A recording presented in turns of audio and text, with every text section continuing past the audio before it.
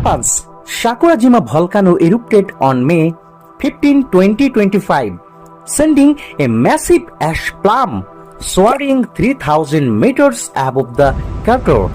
According to the Japan Meteorological Agency, the agency reported a series of eruptions from the Miamidex summit crater, releasing dramatic clouds of smoke into the sky.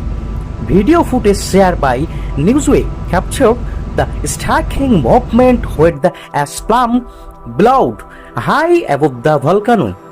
The JMA has maintained a level 3 volcanic alert, which warns people to stay away from the volcano as fall is expected in surrounding areas, including parts of Kagoshima, Kumamoto, and Miyazaki Prefecture.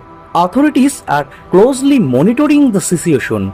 Although no injuries or significant damage have been reported so far, the video of the Sakurajima Volcano eruption has gone viral, sparking diverse reactions on social media as users share and repost the dramatic footage.